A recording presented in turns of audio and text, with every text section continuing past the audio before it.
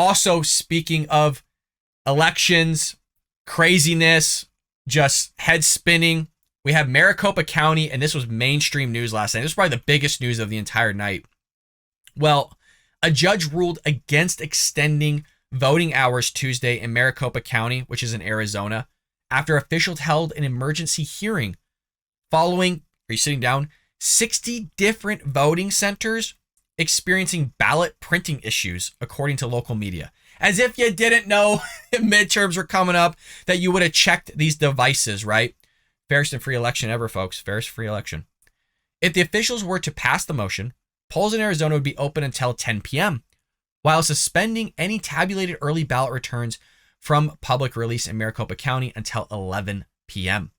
The move comes after top Republican lawmakers filed a motion to extend poll hours in the Arizona county because voting machines in over 25% of voting locations have experienced printer issues, which resulted in tabulation machines malfunctioning. 25%? Anybody else think that's a pretty big number?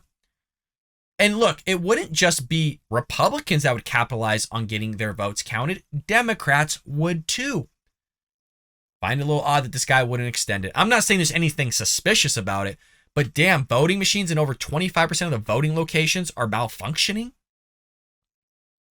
The widespread issues in an election administered by Democrat Secretary of State Katie Hobbs are completely unacceptable, especially as Republicans flock to the polls to vote in person on Election Day. Make a great point. Republicans are known to go down there to the polls, be in person.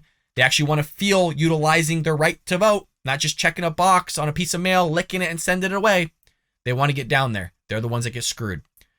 We have dozens of attorneys and thousands of volunteers working to solve this issue and ensure that Arizona voters have the chance to make their voices heard.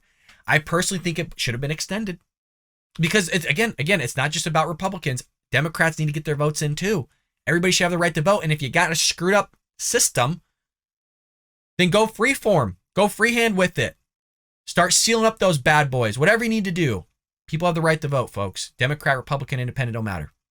Maricopa County Recorder Stephen Richer said on Twitter that officials dismissed the lawsuit. Quote, "We're not responsible for election day or tabulation," Richer wrote. Oh, just lovely. Garrett Archer, a data and political analyst at ABC 15, said Republican attorneys told the judge they would challenge the fight over the conditional provisional ballots voted by individuals who checked in at a vote center and subsequently left because of tabulation issues. What a cluster, you know what. Arizona Republican Party chairwoman Kelly Ward first reported the issues were occurring at several polling places in Maricopa County. Local media confirmed shortly after that at least one tabulation machine was having an issue. I think it was upwards of like 20% machines were having issues or something like that.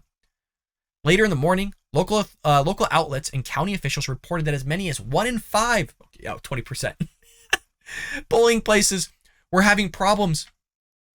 Republican Arizona gubernatorial candidate Carrie Lake, who's down right now as far as the recording of this, tweeted out guidance to voters, urging them to follow the suggestions of county officials. Go somewhere else, folks. Go somewhere else where it works. Because they had no idea that elections were coming up. They had no idea that this would happen. There's always something.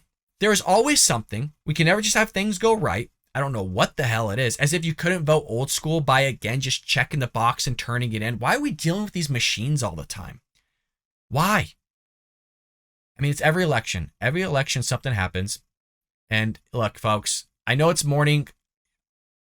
As of the recording of this, because I'm recording this very late at night, things could change when we all wake up. Realistically, it's not going to really change that much in terms of how many seats we gain in the House. And if we take over the Senate, if we do, you're talking a couple over. It's not going to be, again, the tsunami that we all expected. It's a punch in the gut. It's a reality check. And you know what? We got to continue to move forward, folks. We shouldn't lose or waver in terms of what just took place.